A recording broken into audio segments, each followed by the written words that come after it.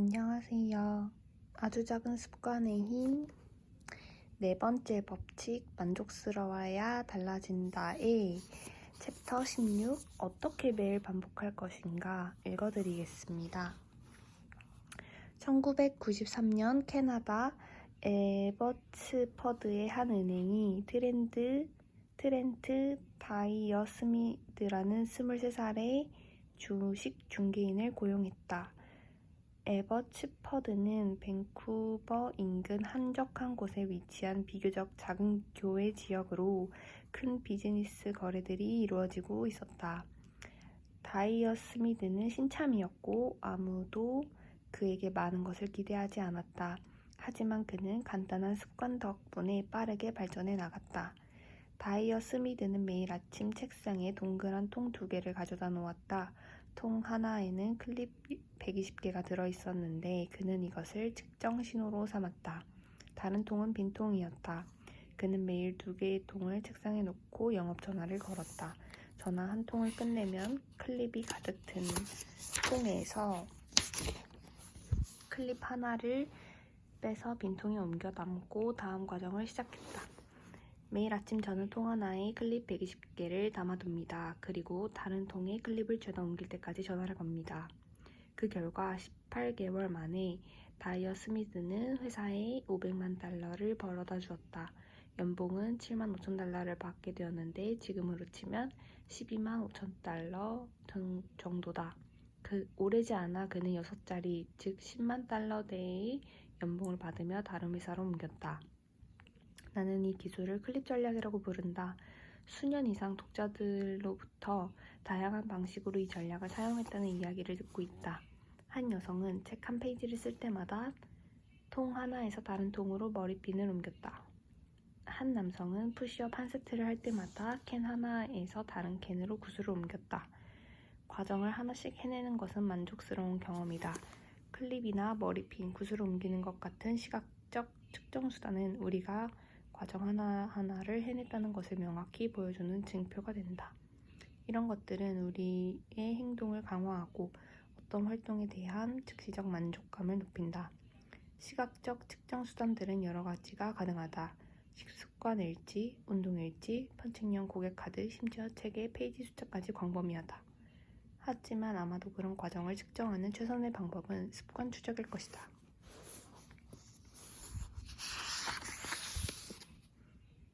어떻게 매일 반복할 것인가에 대한 이야기를 하고 있는데요.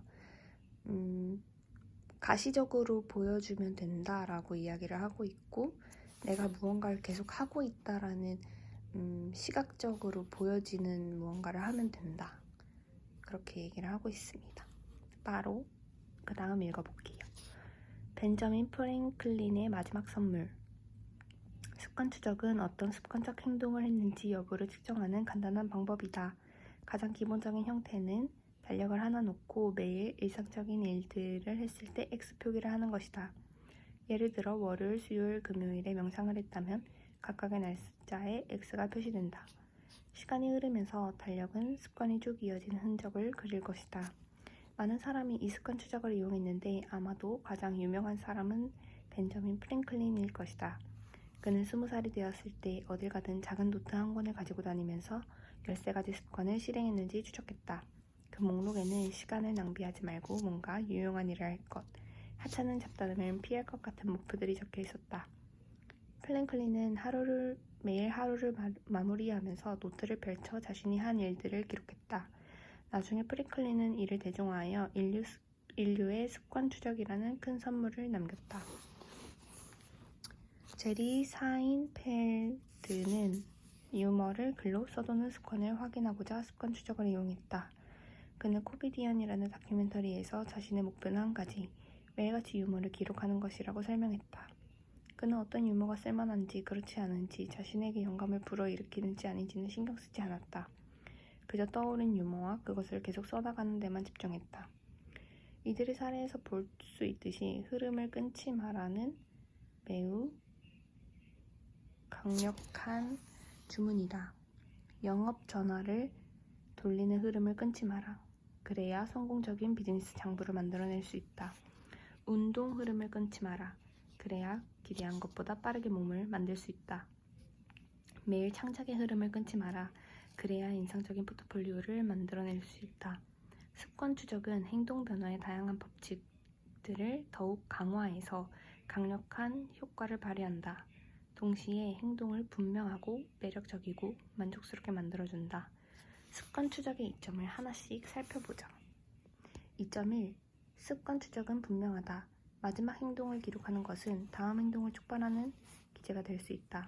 습관 추적에서 달력에 X표시가 쭉 이어지거나 식습관 일지의 식사 목록처럼 시각적 신호를 만든다. 그래서 달력을 봤을 때 습관 흐름이 보인다면 다시 그 행동을 하게끔 우리를 부추긴다.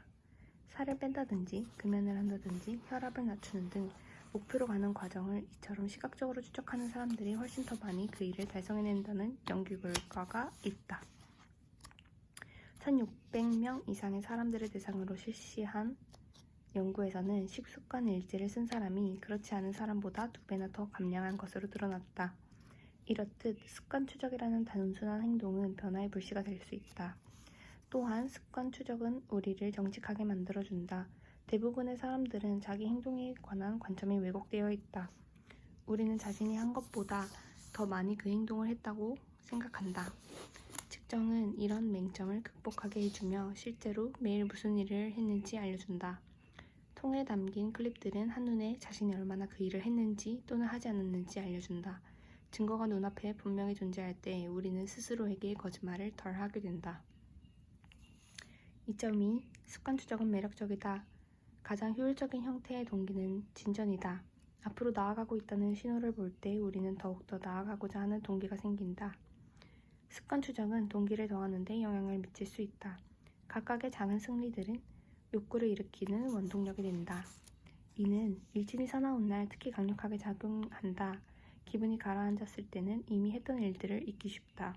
그러나 습관 추적은 자신이 그동안 열심히 해왔다는 시각적 증거를 제공한다. 내가 얼마나 나아갔는지를 교묘하게 암시하는 것이다. 게다가 매일 아침 우리가 마주하는 공란은 그 일을 시작하게끔 동기를 일으킨다. 흐름을 끊음으로써 그동안의 진전을 잃고 싶지 않기 때문이다. 2.3. 습관 추적은 만족스럽다. 이것이 가장 중요한 이득이다. 추적은 그 자체로 보상이 될 수 있다. 해야 할 일 목록에서 한 가지 항목을 지우는 것, 운동 일지에서 시작했음을 표시하는 것, 달력에 X표시를 하는 것은 만족감을 준다. 결과가 성장하고 있음을 눈으로 보는 것만으로 기분이 좋아진다. 투자 포트폴리오 크기가 커지고 있거나 쓰고 있는 원고가 점점 더 분량이 많아지는 것처럼 말이다. 그리고 기분이 좋다면 참고 견디기도 더 쉽다. 습관 추적은 결과보다는 과정에 집중하게 해준다.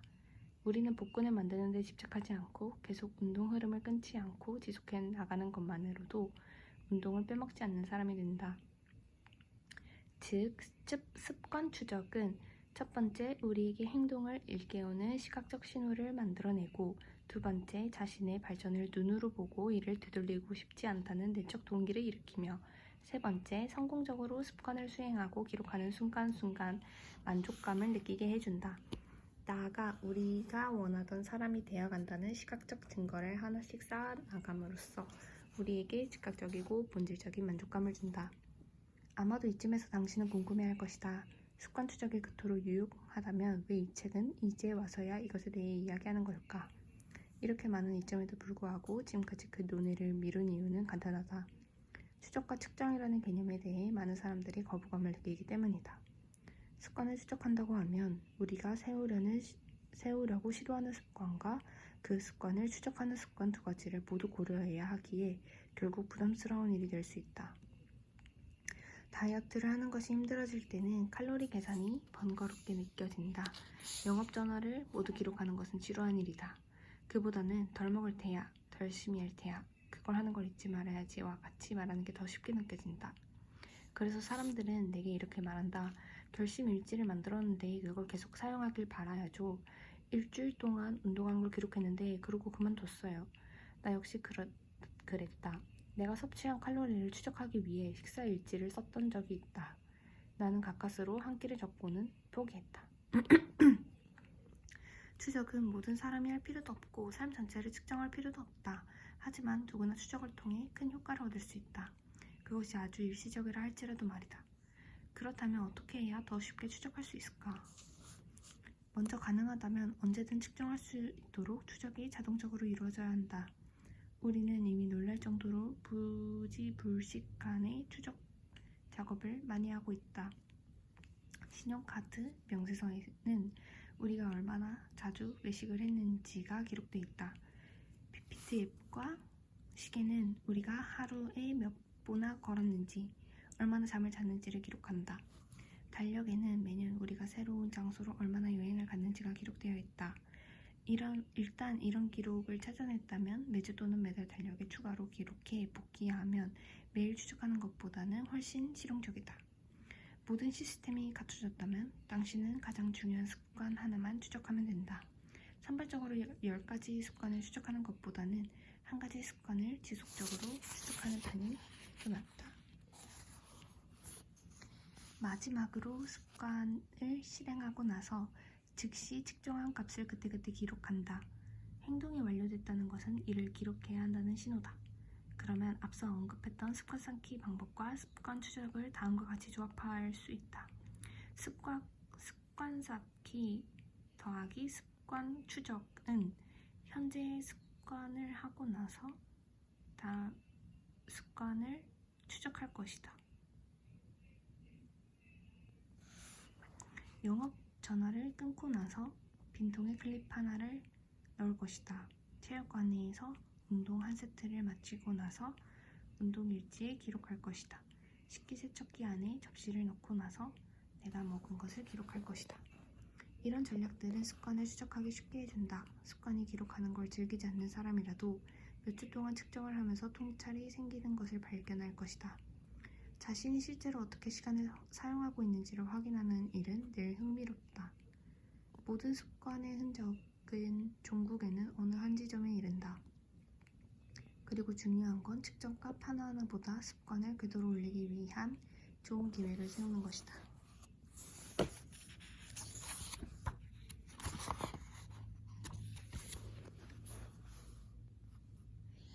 내용이 길었는데 여기 벤자민 프랭클린의 마지막 선물.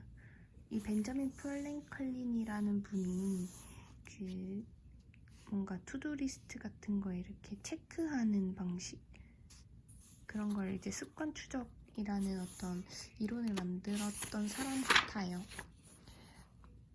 결국에는 습관 추적은 저희가 막 다이어리 같은 거 사면 투두리스트에서 뭐 할 일들 적고 그거를 성취하면 이렇게 체크하잖아요. 그 얘기를 하는데 그걸 하는 게 좋은 이유가 여러 가지가 있다. 그 중에 하나가 눈으로 직접 보이게 하고 우리가 그걸 또 눈으로 보면 내가 이만큼 해왔는데 더 하고 싶다라는 마음을 들게 하고, 그리고 내가 그거를 기록하면서 만족감을 느끼게 해준다. 이런 장점이 있다고 얘기를 해요. 이거 보면은 어렸을 때 막 뭐 하면은 칭찬 스티커 같은 거 주면서 아이들한테 동기부여하는 거, 그거 좀 생각나는 것 같아요. 근데 이 습관 추적이라는 게 이 데일리 습관이 중요하다고 느끼는 사람 입장에서는 공감이 많이 되는데, 일반적인 사람의 입장에서는 그걸 언제 해, 너무 복잡해, 그거 하면은 지쳐, 막 이런 사람이 있기 때문에 측정을 어떻게 하면 더 쉽게 할 수 있을까를 설명해주고 있어요. 여기에 언제든 측정할 수 있도록 추적이 자동적으로 이루어져야 한다 라는 이야기도 있었고, 그 습관이든 무언가를 하고 나자마자 습관 기록, 습관 추적을 해라, 그 얘기도 하고 있었어요. 저도 저는 우선 이번 연도 목표가 좋은 습관을 만들고 좋은 데일리 루틴을 좀 단단하게 만들어내는 걸 목표로 삼고 있는데, 그러다 보니까 그 애플워치를 굉장히 고민해보고 있어요. 우선은 자는 수면 패턴도 조금 루틴화하기 좋은 것 같고, 저는 사실 막 운동을 기록하는 거에는 관심이 없지만 뭔가 워치를 통해서 제가 습관을 뭔가 체크하거나 기록하는 데 되게 좋다라는 생각이 들어서 그걸 좀 고려를 하고 있고요. 사실 제가 이렇게 영상을 찍는 이유 중에 하나도 이번 연도에는 조금 책을 많이 읽는 습관을 좀 고착화시키고 싶다라는 게 있는데, 책은 읽으면 뭔가 자꾸 까먹고 읽었는지 기억도 좀 잘 안 나기도 하고, 내가 저 책을 읽긴 읽었었는데 영화처럼 무슨 내용이었더라? 막 이러는 경우들이 많아서 그걸 좀 기록하고자 영상을 만들었는데, 이 며칠간은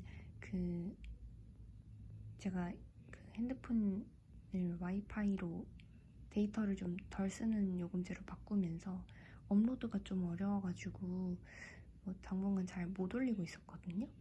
근데 그래도 제가 유튜브를 몇 개 올렸었다라는 그 기억 때문에 다시 또 올리고 싶다, 이런 생각을 하면서 오늘 또 영상을 찍게 되는 것 같아요. 맞아, 읽어볼게요. 습관은 두 번째 실수에서 무너진다. 인생은 필연적으로 어느 시점에서 습관을 유지하는 것을 방해한다. 완벽하게란 불가능하다. 오래지 않아 긴급 상황이 튀어나온다. 몸이 아플 수도, 출장을 가야 할 수도, 가족의 내 시간을 잡아먹을 수도 있다. 이런 일들이 일어나면 나는 간단한 법칙 하나를 마음속에 떠올린다. 절대로 2번은 거르지 않는다는 법칙이다. 하루를 걸으면 가능한 빨리 되돌아가려고 애쓴다. 운동을 1번 걸을 수는 있어도 연속으로 2번 거르지는 않는다. 피자 한 판을 다 먹을 수는 있지만 그 다음에는 건강한 음식을 먹으려고 한다. 나는 완벽할 순 없지만 2번째 실수는 피할 수 있다. 하나의 습관을 끝내고 나면 곧바로 다음 습관을 시작한다. 처음의 실수가 절대 나를 망치지 않는다. 하지만 뒤이어 또 실수할 수 있다. 1번 거르는 것은 사고다. 2번 거르는 것은 새로운 습관의 시작이다. 이는 승자와 패자를 구별짓는 특징이기도 하다. 누군가는 안 좋은 성과를 낼 수 있고 운동을 대충 할 수도 있고 직장에서 힘든 하루를 보낼 수도 있다. 하지만 성공한 사람들은 실패했을 때 빨리 되돌아온다. 빨리 회복한다면 습관이 무너진 것은 중요하지 않다. 이 규칙은 습관을 잘 또는 완벽하게 해낼 수 없을지라도 이를 유지하는 데 무척이나 중요하다. 우리는 대개 습관이란 완벽하게 지키지 못하면 소용없다고 여긴다. 문제는 실수하는 것이 아니다. 완벽하지 못하면 전부 소용없다고 생각하는 것이다. 재수가 없거나 무척 바쁜 날엔 또 체육관의 모습을 드러내는 것이 얼마나 가치 있는지 우리는 깨닫지 못한다. 성공한 날들은 우리를 돕지만 그보다 더 크게 우리를 상처 입히는 것은 놓친 날들이다. 예를 들어 100달러를 투자했는데 50%를 얻는다면 150달러를 갖게 된다. 하지만 33%를 잃으면 다시 100달러로 돌아간다. 다시 말해 33%의 손실을 피하는 것은 50%의 이득을 얻는 것만큼 가치가 있다. 워렌 버핏의 동료이자 멘토였던 찰리 먼거는 이렇게 말한다. 포트폴리오 혼합의 첫 번째 규칙, 불필요한 방해를 하지 마라. 이 때문에 때로는 제대로 하지 않은 운동이 가장 중요해지기도 한다. 꾸물거린 날들, 제대로 하지 않았던 운동들을 계속해서 이전에 잘하는 날들, 좋은 날들이 일어났던 일들과 혼합된다. 단지 뭔가를 하는 것, 스쿼트 10개, 스프린트 5개, 푸시업 1개처럼 실제로 한 번 한 일이 대단한 것이다.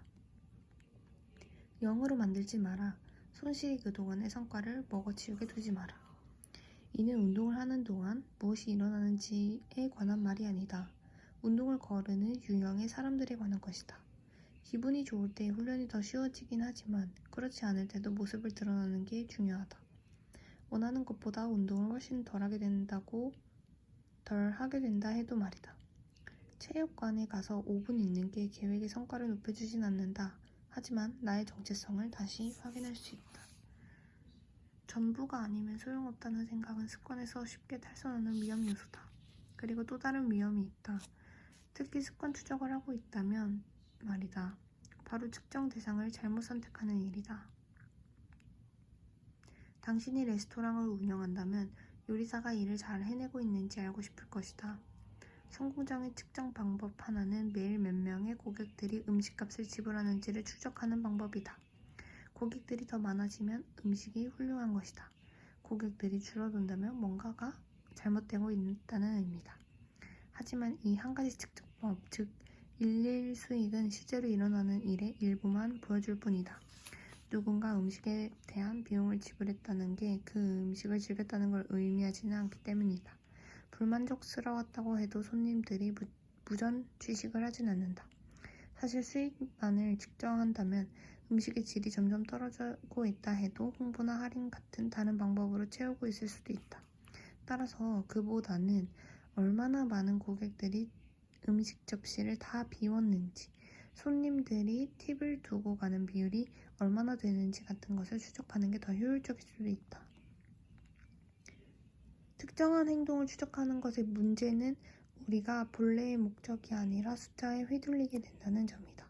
성공을 분기별 수입으로 측정한다면 판매, 수익, 신용거래 같은 수치를 활용할 것이다.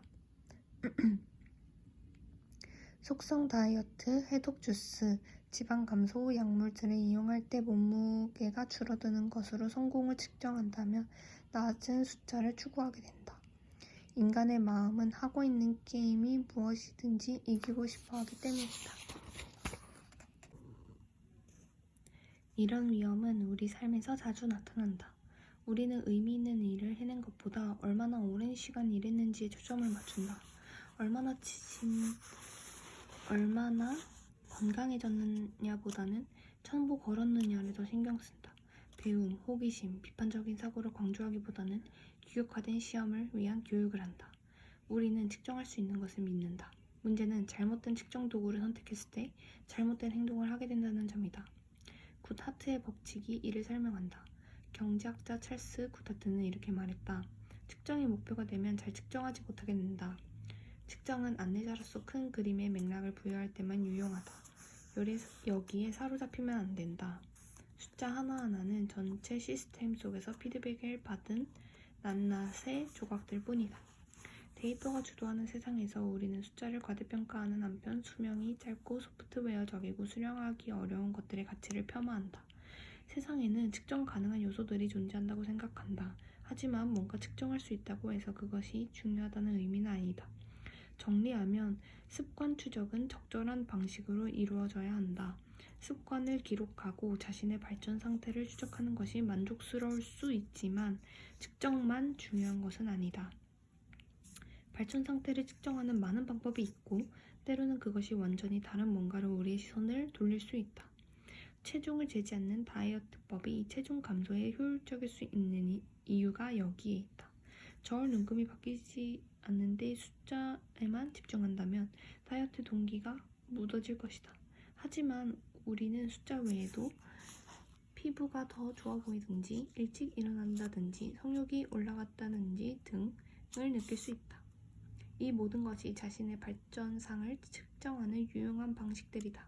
체중계 숫자가 동기를 자극하지 못한다면 다른 측정 수단을 살펴볼 때다. 발전의 신호를 더욱 잘 보내주는 것으로 찾아야 한다. 자신의 발전을 어떻게 측정하느냐는 중요하지 않다. 습관 추적은 우리의 습관을 더욱 만족스럽게 만들어주는 간단한 방법이다. 각각의 측정들은 우리가 올바른 방향으로 움직이고 있다는 걸 알려주는 자잘한 증거 조각들로 어떤 일을 잘 완수해냈다는 즉시적 만족감을 안겨준다.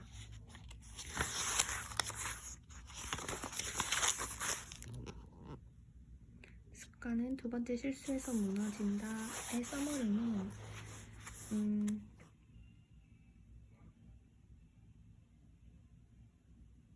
아까는 습관을 잘 기록하고 습관 추적을 자주 하기 위해서는 습관을 하자마자 기록해야 된다 이런 얘기를 했고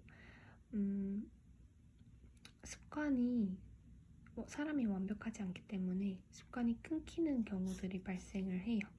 제가 영상을 띄엄띄엄 올리는 것과 또 비슷하기도 하고 근데 습관은 뭔가 이렇게 꼬꾸라졌을 때 금방 다시 완벽하지 않더라도 그 행위를 하면서 정체성을 유지하는 게 되게 중요하다라는 이야기를 하고 있었어요. 예를 들어서 책을 매번 읽다가 책 읽는 게 좀 별로인 날들도 있잖아요. 저는 이렇게 밤에 읽는 것도 읽지만 출근을 할 때도 책을 읽는데 이렇게 가끔 책이 잘 안 읽혀지고 좀 오늘따라 유튜브를 더 보고 싶고 그런 날들이 있거든요. 근데 여기서 말하는 건 한 번 정도는 그럴 수 있다. 근데 그게 2번이 되고 3번이 되면은 책을 읽지 않고 유튜브를 보는 습관이 새롭게 생기는 거다. 이렇게 얘기를 하고 있거든요. 머리로는 아는데 실천하기 참 어렵다라는 생각을 하긴 했어요. 어쨌든 내가 이게 하기 싫은 날이 오더라도 아니면 내가 집중이 잘 안 되더라도 그래도 내가 하기 시작하기로 했던 거는 완벽하지 못하더라도 그냥 그 포지션을 유지하는 것만으로도 나의 정체성에 도움이 된다. 그런 얘기를 하고 있었어요. 그리고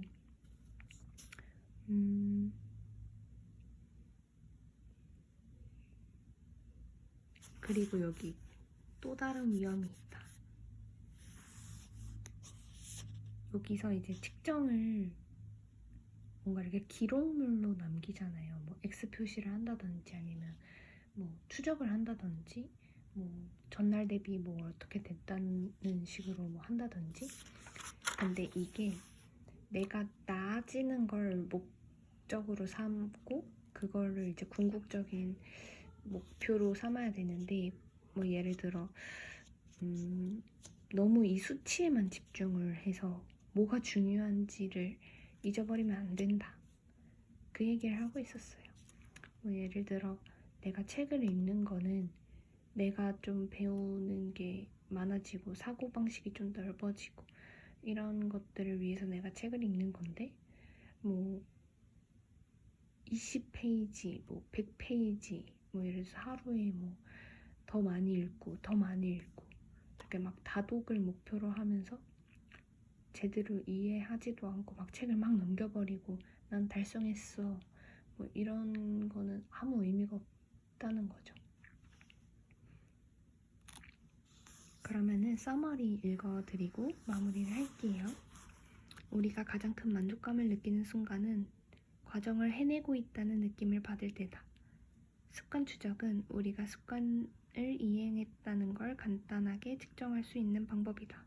예를 들어 달력에 X 표시를 하는 것, 매일 걸음수를 확인하는 것 등이 있다.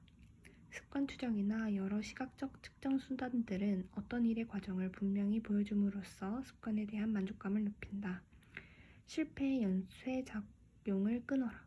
습관이 계속 작동되도록 노력하라. 2번 거르지 마라. 하루 걸렀다면 가급적 빨리 궤도로 되돌아가라. 정말 마지막으로 저는 이 글이 되게 좋은 것 같아요.